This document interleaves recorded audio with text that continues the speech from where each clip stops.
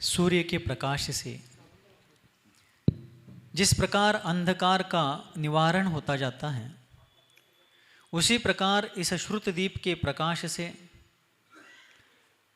अज्ञानी मनुष्यों के अज्ञान रूप अंधकार का निराकरण होता जाता है। और अज्ञान जैसे जैसे हटता जाता है, सम्यक ज्ञान जैसे जैसे प्रकट होता जाता है, मनुष्य का जीवन शांति की ओर बढ़ने लगता है। क्योंकि शांति ही प्राणी मात्र के जीवन का एक परम तत्व है। सभी को अपने जीवन में शांति चाहिए, और उस शांति को पाने के लिए भूतकाल में, इतिहास में जिन महान पुरुषों ने, महापुरुषों ने उस महान पथ का अनुगमन किया, उनके जीवन चरित्र का बोध प्राप्त करना एक बहुत अच्छा उपाय है। क्योंकि महापुरुषों का जीवन चरित्र हम जैसे साधारण मनुष्यों के जीवन का प्रेरणा स्रोत है। उनके चरित्र के माध्यम से हमारा जीवन भी उनके जैसा बनने के लिए प्रेरित हो जाता है। इसलिए आचार्य रविशेन कृत पद्मपुराण परमागम के माध्यम से हम शलाका पुरुषों के जीवन चरित्र को जानने का प्रयास कर रहे हैं। पिछले सत्र में वानर वंश की उत्पत्ति कैसे हुई, इस बारे में अपन सभी ने विचार किया था। बराबर है ना? कैसे हुई महाराज?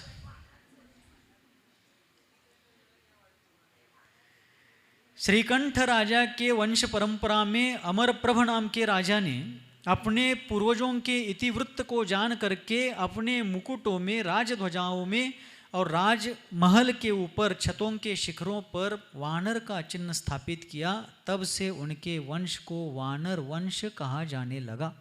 संक्षेप में वानर वंश की उत्पत्ति का यह सारांश है।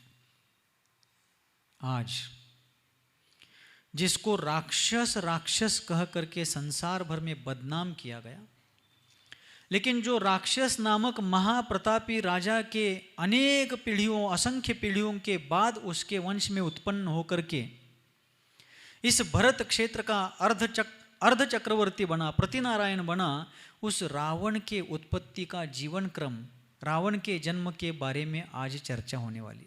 आज किसका जन्म होने वाला है? कथा में। कहाँ पर? आज इस राम कथा के पद्म पुराण के प्रकरण में रावण नामक 8वें प्रतिनारायण के जन्म का वृत्तांत हम सभी लोग जानने वाले हैं, जिसको भयंकर बदनाम किया गया। वास्तव में वो कितना नीतिमान था, विद्वान था, गुणवान था, बस एक गलती के कारण उसकी बदनामी हुई है। लेकिन उसका जीवन कितना धर्मप्रेमी था, उस बारे में आज समझना है। आचार्य रविशेन जी महाराज कहते हैं कि गौतम स्वामी के चरणों में बैठ करके महाराज श्रेनिक, मगध सम्राट बिंबसार श्रेनिक एक अबोध शिशु की तरह सरल चित्त होकर के अत्यंत विनत भाव से रामचरित्र को सुन रहे थे। उन गौरवशाली ऐतिहासिक परंपराओं का श्रवण कर रहे थे। और उसी दरमियान इंद्रभूति गौतम स्वामी कहते हैं कि हे राजन, हे मगधाधिपते, उस वानर वंश की उत्पत्ति के बाद बहुत से पीढ़ियां बीतने के उपरांत रतनुपुर नामक नगर में अशनिवेग नामक एक राजा था। कौन सा राजा? अशनिवेग नामक राजा था। और उस राजा का सहस्रार नाम का पुत्र हुआ। उस राजा को एक पुत्र हुआ, अशनिवेग राजा को, जिसका नाम उन्होंने रखा सहस्रार। वह बहुत बलवान था, गुणवान था। और उस सहस्रार राजा को मानस सुंदरी नाम की रानी थी। सहस्रार राजा की रानी मानस सुंदरी, कालांतर में वह जब माँ बनने वाली थी तो वह अपने पति को कहती है, सहस्रार राजा नामक अपने पति को कहती है कि हे नरेंद्र, हे महाराज, हे स्वामिन, मुझे यह बालक गर्भ में आने के बाद, यह संतति गर्भ में आने के बाद एक इच्छा उत्पन्न हुई है। अपन म्हणतो ना डोहाळे लागणे, हिंदी में उसको दोहला बोलते हैं। मराठी में जिसको डोहाळे बोलते हैं, हिंदी भाषा में उसको दोहला बोलते हैं। तो वह मानस सुंदरी रानी अपने पति सहस्रार राजा को कहती है कि हे राजन, यह संतति गर्भ में आने के बाद मुझे एक इच्छा उत्पन्न हुई है कि इंद्र जैसी संपदा का मैं भोग करूं, अर्थात मेरे पास इंद्र जैसा वैभव होना चाहिए।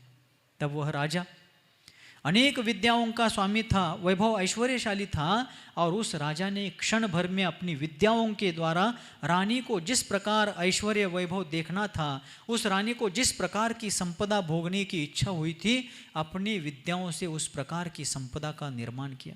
पुण्य था। सिर्फ पसीना बहने से कोई चीज प्राप्त नहीं होती, होती है क्या? पसीना बहाने मात्र से यदि सफलता संपदा प्राप्त होती तो मजदूर लोग दुनिया के अरब खरबपतियों से भी अमीर हो जाते। कितनी मजदूरी करते। अपन लोग देखते हैं सांगली, कोल्हापुर, बेलगांव जिले में प्रतिवर्ष गन्ना तोड़ने के लिए मजदूर आते हैं, फडकरी। 18 विश्व दारिद्र्याचा अनुभव पिढ्यानपिढ्या करत आहेत। इतनी मेहनत करते हैं, इतने कष्ट करते हैं, लेकिन उनकी दारिद्रता को दूर करने का उपाय उनको प्राप्त इसलिए नहीं होता क्योंकि मेहनत को पुण्य का साथ नहीं है। और यहाँ ये विद्याधर राजा, सहस्रार राजा, एक क्षण भर में इंद्र जैसी विभूति को अपनी विद्याओं के बल पर निर्माण करता है। आता कहाँ से है? पूर्व जन्म में की हुई धर्म साधना। इन सभी घटनाओं से हमें एक ही प्रेरणा मिलती है कि वीतराग प्रणीत जिन धर्म की आराधना ही सांसारिक सुख और परंपरा से मोक्ष सुख का कारण है, दूसरा कोई भी सुख का उपाय नहीं है। इसलिए धर्म ही हमारा प्राण है, धर्म ही हमारा त्राता है, धर्म ही हमारा रक्षक है। कौन सा धर्म? मौन है? कौन सा? केवली पन्नत्तम धम्मम शरणम पवज्जामि। उस धर्म को मैं शरण जाता हूं जिस धर्म का वर्णन केवली भगवान ने किया। और फिर उस सहस्रार राजा ने इंद्र जैसी विभूति का निर्माण किया। गर्भकाल बीतने के बाद उस रानी को एक अत्यंत रूपवान, गुणवान, अत्यंत पुण्यवान पुत्र की प्राप्ति हुई। और रानी की इच्छा जब गर्भकाल में उत्पन्न हुई थी इंद्र जैसी भोग संपदा को भोगने का, इस कारण से सहस्रार राजा ने अपने पुत्र का नाम भी रख दिया इंद्र। क्या नाम रख दिया? इंद्र। टीवी पर रामायण देखने के बाद वहां देखने वालों का एक भ्रम उत्पन्न हुआ है, होता है कि रावण ने स्वर्ग के इंद्र का पराजय किया। ऐसा नहीं है। रावण ने इंद्र का पराजय किया है, लेकिन वो देवगति का, स्वर्ग का कोई इंद्र नहीं था। इस राजा का पुत्र ये इंद्र नाम का मनुष्य विद्याधर राजा था। इसलिए पद्म पुराण पढ़ना है, सत्यार्थ शास्त्र पढ़ने हैं। स्वर्ग के इंद्र का पराजय नहीं कहा। वो इंद्र कितने बलशाली होते हैं। सौधर्म इंद्र में इतनी शक्ति होती है कि 1 लाख योजन व्यास वाले जम्बू द्वीप को हाथ पर उठाकर थाली जैसे घुमा सकता है, पूरे जम्बू द्वीप को। रावण कहां लगेगा वहां? रावण ने स्वर्ग के किसी इंद्र का पराजय नहीं किया था। विद्याधर राजा जो सहस्रार था उसके बेटे का नाम रखा गया था इंद्र। और इस इंद्र ने बड़े बनने के बाद अपने नाम के अनुसार अपने हाथी का नाम रखा ऐरावत, अपने मुख्य रानी का नाम रखा शची। सौधर्म इंद्र के यहाँ जैसे 4 लोकपाल होते हैं, धनपति, कुबेर आदि, कुबेर, वरुण वगैरह, वैसे उसने 4 लोकपाल नियुक्त किए। ये सब मनुष्य गति के हैं, विद्याधर कुल के हैं। और विद्याधर वंश की उत्पत्ति कब हुई थी? गूगल को पूछो। नमी और विनमी, इन 2 राजाओं के कारण। वे कौन थे? भगवान आदिनाथ के साले। साले म्हणजे मेहुणे, पत्नींचे भाऊ। आदिनाथ भगवंतांच्या पत्नी कोण? नंदा आणि सुनंदा, यांचे ते भाऊ होते, नमी आणि विनमी। त्यांना विजयार्थ पर्वतावरती स्थापित करून त्यांना विद्या प्रदान करून तेव्हापासून विद्याधर वंशाची स्थापना झाली। और असंख्य पीढ़ियां बीतने के बाद इस सहस्रार राजा का पुत्र, यह इंद्र नाम का पुत्र हुआ है। उसने अपने नाम के अनुसार वैभव और विद्याओं के बल पर हाथी का नाम रखा ऐरावत, मुख्य रानी का नाम रखा शची। इसी प्रकार कोतवालों की, लोकपालों की स्थापना करके वो अपने आप को इंद्र समझने लगा।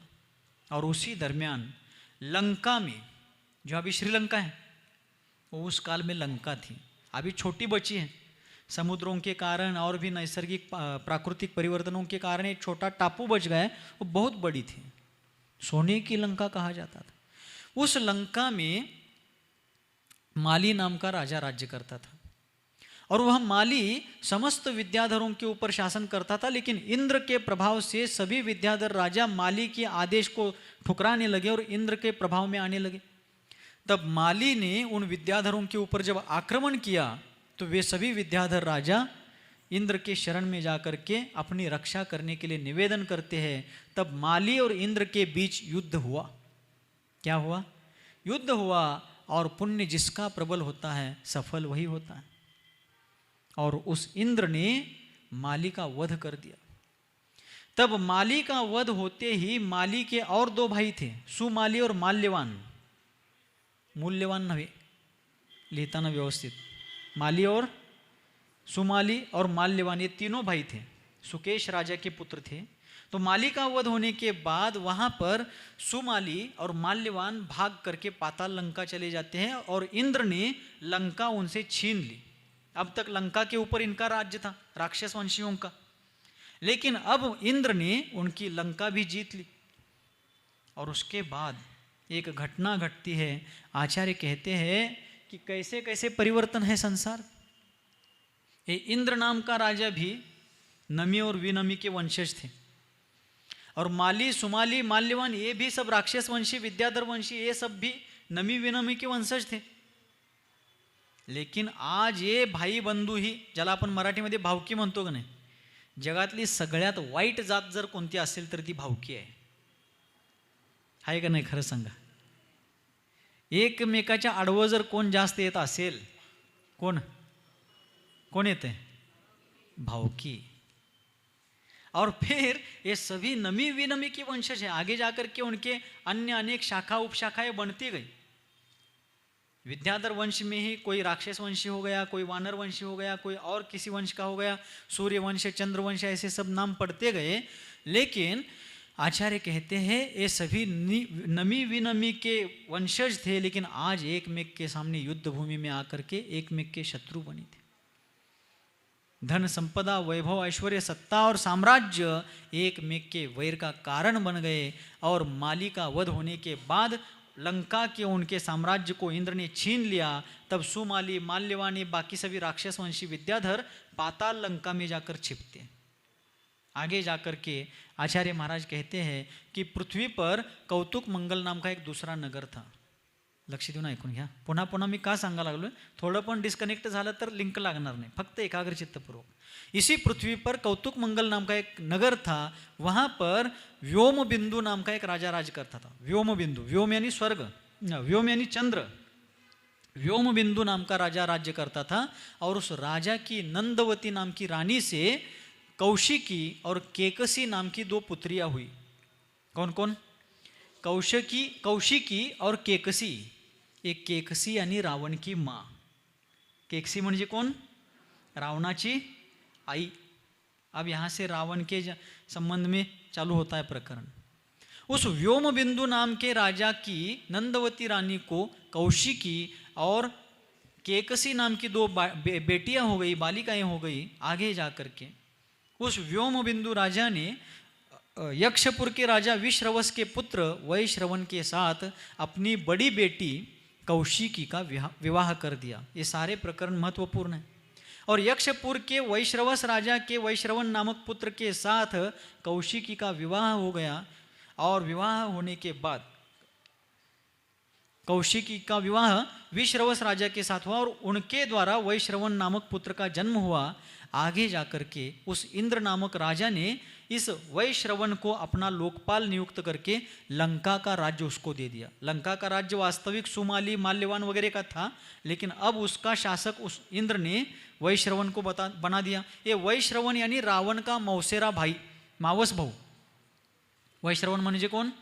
रावणाचा मावस भाऊ.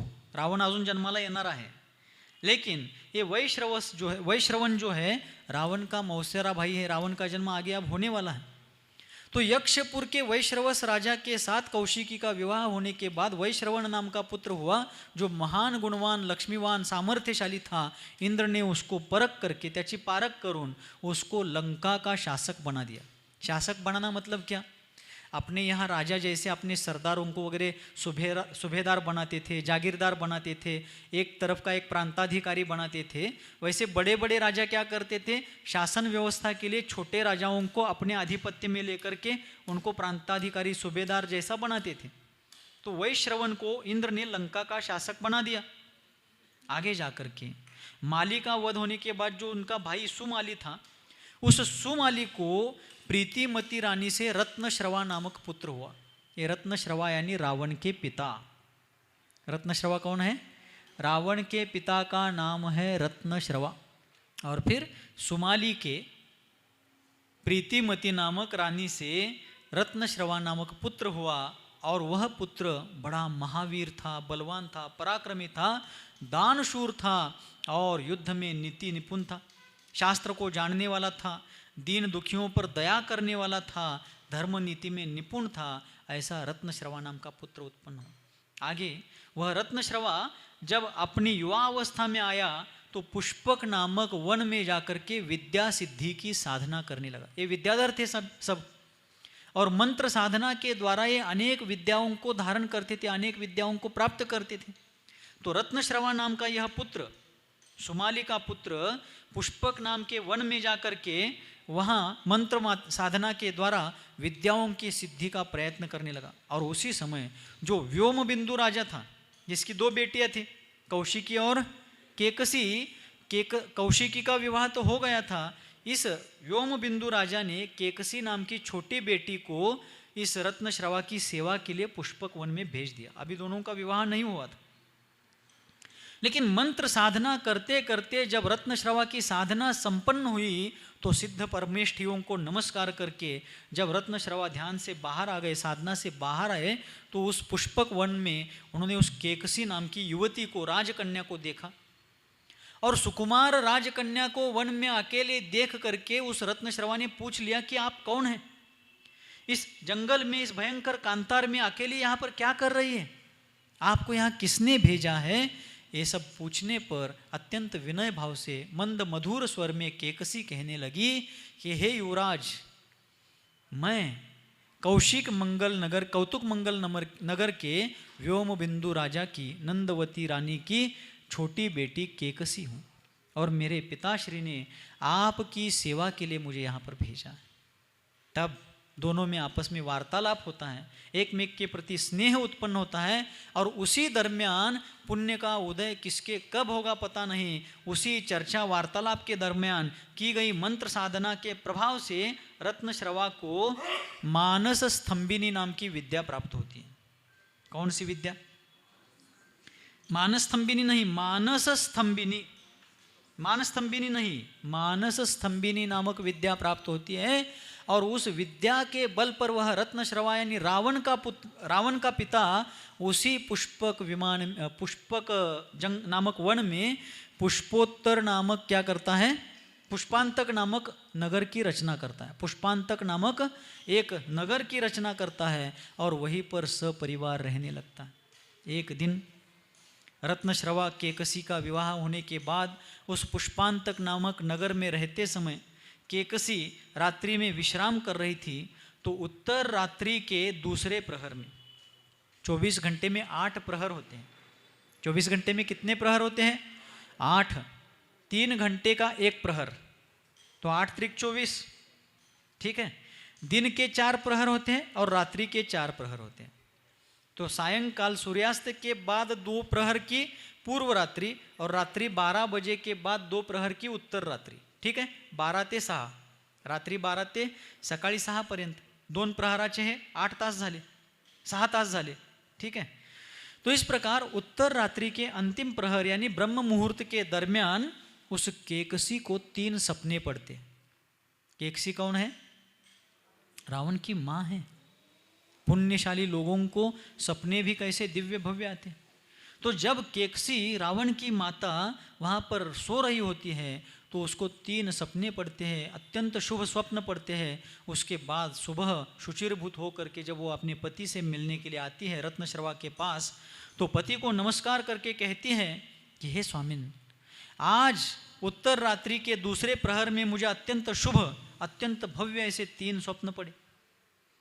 लेकिन मुझे उन स्वप्नों का अर्थ बोध नहीं हो रहा है। आप कृपा करके निमित्त ज्ञानी हैं, तो मुझे तीनों स्वप्नों का अर्थ बताइए। तब रत्नश्रवा उस रानी के तीनों स्वप्नों को सुनते हैं। पहला स्वप्न था कि एक अत्यंत महापराक्रमी सिंह आकाश से आता हुआ, गर्जना करते हुए आता हुआ गजेंद्रों के गंडस्थल को फोड़ता है और गजेंद्रों को विदारित करके, गजेंद्रों को भगा करके वो केकसी के मुख से उसके गर्भ में प्रवेश करता है स्वप्न में। दूसरा स्वप्न, रात्रि के अंधकार को विनष्ट करता हुआ सूर्य उस केकसी के गोद में आकर बैठता है, म्हणजे तिच्या मांडीवर येऊन सूर्य बसतो। तीसरा स्वप्न पड़ता है कि रात्रि में भी उजाला देने वाला सौम्य प्रकाशक, कुमुदियों को प्रफुल्लित करने वाला चंद्रमा भी आकर के उसकी गोद में बैठता है। ऐसे 3 स्वप्न उसने देखे। ये तीनों स्वप्न बताने के बाद रत्नश्रवा अत्यंत हर्षभरित होकर कहते हैं कि हे रानी, हे भाग्यवती, तुम्हारा पुण्य इतना प्रबल है कि पहले स्वप्न में जो तुमने देखा कि सिंह हाथियों को पराजित करके, हाथियों का गंडस्थल फोड़ करके जो आया है तुम्हारे गर्भ में, उसका मतलब है कि तुम्हें 8वें प्रतिनारायण पुत्र की प्राप्ति होगी। तुम्हारा पुत्र, पहला पुत्र इस पृथ्वी का, इस भरत क्षेत्र का 8वां प्रतिनारायण अर्ध चक्रवर्ती होगा। तब केकसी पूछती है कि स्वामिन, लेकिन मुझे ऐसा क्रूर स्वप्न क्यों पड़ा कि हमारा पुत्र, हम इतने धर्मानुरागी हैं, कोमल वचन बोलने वाले हैं, जिनेंद्र भगवान के उपासक हैं, लेकिन हमारा पुत्र क्रूर होगा ऐसा आप कह रहे हैं, प्रतिनारायण होगा ऐसा आप कह रहे हैं, और वो थोड़ा क्रूर होगा तो आप कैसे कहते हैं? तब रत्नश्रवा कहते हैं कि केकसी, जन्म लेने में माता पिता तो एक निमित्त मात्र होते हैं, लेकिन संसार में होने वाली जो उथल पुथल है, संसारामध्ये होणारे जे चढ उतार आहेत, इन सबका मूल कारण है हर जीव के द्वारा किया गया अपना अपना पुण्य पाप का कर्म है। हर जीव ने किया हुआ जो शुभाशुभ कर्म है, उस कर्म के कारण ही संसार के जीवों को नाना प्रकार के फल प्राप्त होते हैं। हम तो बस कर्म के अनुसार जीवन जीते जा रहे हैं, लेकिन जो हमने शुभाशुभ भाव किए हैं, शुभाशुभ प्रवृत्तियाँ की है, उन प्रवृत्तियों के फल स्वरूप जो कर्म संचित होते हैं, उन कर्मों के अनुसार ही हमें फलदान की प्राप्ति होती है।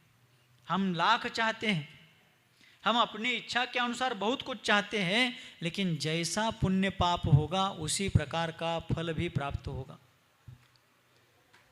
फिर केकसी के दूसरे स्वप्न का अर्थ बताते हुए कहते हैं कि तुमने रात्रि के अंधकार को चीरता हुआ उजाला फैलाने वाला जो सूर्य देखा है, उसके फल स्वरूप तुम्हें एक महान भद्र परिणामी, अपने गुणों के कारण सर्वत्र कीर्ति प्राप्त करने वाला पुत्र होगा, जिसका पराक्रम संपूर्ण विश्व को आकर्षित करने वाला हो।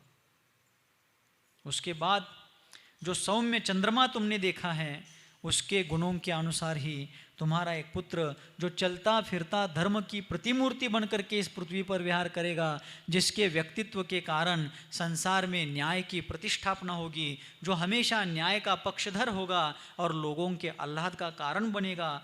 ऐसा सारा स्वप्न का वृत्तांत बता दिया। काल बीतता गया।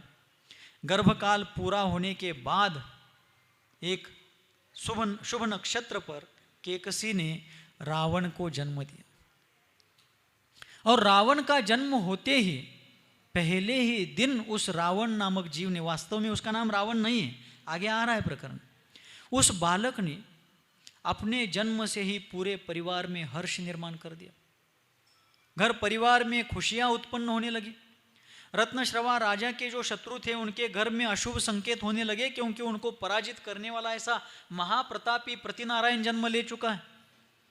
देखिए, बालक अभी इधर जन्मा नहीं तो उसके पिता के जो शत्रु है उनके घर में अपशकुन होने लगे, क्योंकि उन वैरियों ने जो कर्म किए थे उनका फल देने वाला ये राजा जन्म ले चुका है। और फिर जन्म के पहले ही दिन उस बालक ने एक आश्चर्यकारी क्रिया की। रत्नश्रवा राजा के राक्षस वंश में बहुत पीढ़ियों के पहले एक मेघवाहन नाम के राजा हुए थे, और उस राजा के ऊपर प्रसन्न होकर के जो व्यंतर देवों के अंतर जो राक्षस जाति के देव होते हैं, व्यंतर देवों के 8 भेद होते हैं, 4थे अध्याय में आने वाला है तत्वार्थ सूत्र में। व्यंतरों के कितने भेद होते हैं? 8 भेद। किन्नर, किमपुरुष, महोरा, गंधर्व, यक्ष, राक्षस, भूत और पिशाच। ऐसे 8 भेद व्यंतर जाति के देवों के होते हैं। तो उसमें जो यक्ष जाति के देवों का भीम नाम का इंद्र था, उसने उस मेघवाहन नामक राजा को अनेक दिव्य भव्य मणियों से युक्त ऐसा हार दिया था, रत्नों का हार। और उस हार की रक्षा 1000 नाग कुमार देव करते थे। समझा लगले जरा जरा? वो जो हार दिया गया था रत्नों का, उसकी रक्षा 1000 नाग कुमार देव करते थे।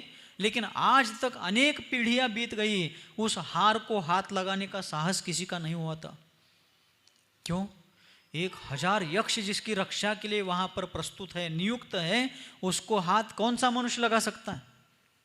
लेकिन ये जो जीव जन्म ले चुका था, पुण्य पाप का खेल देखिए, अनेक पीढ़ियां बीत गई, लेकिन मेघवाहन राजा के बाद रावण का जन्म होने तक अनेकों पीढ़ियों में से किसी ने भी उस हार को हाथ नहीं लगाया। पुण्य चाहिए, पुण्य के प्रताप से सारे काम होते हैं। और इस बालक का जन्म हुआ और पहले ही दिन माँ की गोदी में लेटा हुआ वो बालक अपना हाथ फैलाता है और उस रत्नहार को खींच लेता है। माँ को बड़ा आश्चर्य हुआ, विस्मित होती है माँ। और पिता ने भी वो घटना देखी तो वे बहुत गदगद होते हैं कि ये कितना पराक्रमी। पहले ही दिन पीढ़ी दर पीढ़ियों से जिस हार को किसी ने हाथ लगाने का साहस नहीं किया, पहले ही दिन इस बालक ने उस हार को अपने हाथ में ले लिया। तब रत्नश्रवा राजा को 2 चीजें याद आ गई। पहली बात तो कुछ महीने पहले अपनी रानी को अर्थात केकसी को जो स्वप्न आया था, और दूसरी बात कुछ वर्षों पहले चारण रुद्धिधारी मुनि महाराज ने उस राजा को बता दिया था कि तुम्हारा पुत्र पदवीधारी, महान पदवीधारी क्या बनेगा? राजा बनेगा। प्रतिनारायण की पदवीधारी राजा बनेगा, अर्ध चक्रवर्ती बनेगा। ये मुनि महाराज के वचन याद आ गए। तब श्रद्धा पूर्वक उन मुनि महाराज का स्मरण करके रत्नश्रवा उनको नमस्कार करता है, क्योंकि उनकी श्रद्धा थी कि मुनियों के वचन कभी झूठे नहीं होते। उन मुनि महाराज का स्मरण करके भक्ति भाव पूर्वक, कृतज्ञता पूर्वक रत्नश्रवा ने उनको नमस्कार किया। और फिर उस बालक को देख करके जब वे आनंदित हो रहे थे, तभी उस बालक ने उस हार को और खींच लिया। तब उसके हाथ से वो रत्न, उस हार को अब उसकी माता ने निकाल लिया, केकसी ने निकाल लिया, और वो हार बहुत पीढ़ियों के बाद उस बालक के गले में पहनाया गया। और जब उस बालक के गले में वो हार पहनाया गया, तब उस बालक का जो मुख था, उसके प्रतिबिंब उस हार के रत्नों के प्रभा में उसके 9 प्रतिबिंब पड़ गए। रत्नों के समान जो उसके मणियाँ थी, उसमें उस बालक के मुख को लेकर के और 9 प्रतिबिंब पड़ गए। तो मुख 1 और 9 प्रतिबिंब, ऐसे 10 हो गए। क्या हो गए? 10 मुख दिखने लगे ना। तब रावण का नाम उन्होंने रख दिया दशानन। क्या रख दिया? वास्तव में रावण का नाम रावण नहीं था, उसका नाम था दशानन। आनन यानी मुख। आपल्याला दशानन माहीत असेल नसेल, पण गजानन तर माहीत आहेच की, आहे की नाही? मग आननचा अर्थ आहे मुख, गजानन म्हणजे काय? गज म्हणजे हत्ती, हत्तीसारखं ज्याचं मुख आहे तो गजानन। तसं दशानन, जिसके 10 आनंद, 10 मीन्स 10, 10, जिसके 10 मुख दिख रहे, एक उसका मुख्य मुख और दूसरे 9 प्रतिबिंब उस हार के रत्नों के उस मणियों में, उसके 9 मुख दिख रहे हैं प्रतिबिंब। ऐसे कुल मिलाकर 10 मुख दिखने के कारण माता पिता ने उसका नाम रख दिया दशानन। रावण यह उसका नाम प्रसिद्ध हो गया, लेकिन वो नाम बहुत बाद पड़ गया। रावण बड़ा होने के बाद एक बार कैलाश पर्वत के ऊपर से जा रहा था, तब बाली मुनिराज वहां पर ध्यान कर रहे थे और भूतकाल में उनका बैर उत्पन्न हुआ था। तो बाली मुनिराज से बदला लेने के लिए उस दशानन ने कैलाश पर्वत को उठा लिया था। तो कैलाश पर्वत के ऊपर भरत चक्रवर्ती ने 72 स्वर्णिम जिनालय बनाए थे और बाली मुनिराज से बदला लेने के लिए रावण उस पर्वत सहित उनको उठाकर समुद्र में फेंकने वाला था। लेकिन बाली मुनिराज ने समझ लिया, मुझे समुद्र में फेंक दिया तो कोई बात नहीं, लेकिन मेरा बदला लेने के कारण ये 72 जिनालय नष्ट नहीं होने चाहिए। इसलिए उस समय उन मुनिराज ने खड़े रहकर वो ध्यान कर रहे थे। तो खड़गासन में खड़े रहकर जब ध्यान कर रहे थे तो जिनालयों की रक्षा के लिए पैर का अंगूठा थोड़ा सा दबा दिया था उन्होंने। पायाचा अंगठा थोडा दाबला होता, हलकाच, दात ओठ खाऊन दाबला नव्हता, हल्का। स्क्रीन टच तुम्ही कसं दाबताय नाही मोबाईलचा, हलकच, उतना हल्का सा दबा दिया था।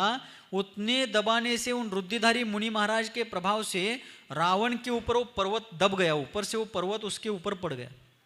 तब उस पर्वत के भार के कारण वो दशानन जोर जोर से रोने लगा, त्राहिमाम त्राहिमाम करके रोने लगा। तब उसके रोने के कारण उसका नाम पड़ा रावण। वो रुदन करने लगा तो उसके रुदन के कारण, रोने के कारण उसका नाम रावण पड़ा और वही संसार में प्रसिद्ध हो गया। लेकिन उसका मूल नाम माता पिता के द्वारा रखा हुआ नाम क्या था? दशानन। लेकिन टीवी में अपन ने क्या देखा? उसके 100 मुख है। कितने मुख है? 100 क्या 10? कितने दिखाए? 10 ही दिखाए क्या? 10 मुख दिखाए। राम हर बार बाण मार रहे, मुख टूटता है फिर जुड़ता है वगैरह वगैरह बहुत सारा दिखाया है। लेकिन सचमुच में उसके 10 मुख नहीं थे, वास्तव में एक ही मुख था। लेकिन एक मुख का प्रतिबिंब उस रत्नहार में पड़ने 9 प्रतिबिंब पड़े थे, वो 9 और मुख्य एक मुख, इसके कारण उसका नाम दशानन था। ये वास्तविकता है। इसलिए इन पद्म पुराण आदि ग्रंथों के माध्यम से उन महापुरुषों के सत्य चारित्र को जानने का अपन को प्रयास करना है। और प्रयास के साथ साथ पीढ़ियों दर पीढ़ियों से जिस रत्नहार को किसी ने हाथ नहीं लगाया था, रावण ने एक झटके में ले लिया, पहले दिन पहन भी लिया। क्यों? पूर्व जन्म में की हुई पुण्य साधना। तो इन सबसे भावार्थ क्या मिलता है? हमें भी अपने शक्ति अनुसार पुण्य का पुरुषार्थ करना चाहिए। प्रतिनारायण बनने के लिए, रत्नहार पाने के लिए नहीं, वो तो सब मिलेंगे छूटेंगे सब होता रहेगा। लेकिन हमारे जीवन विकास के लिए, आत्म विकास के लिए सतत वीतराग भगवान के द्वारा बताए गए जिन धर्म की आराधना हमें करते रहने चाहिए, तभी हमारे जीवन का उद्धार होगा। आज इतना ही।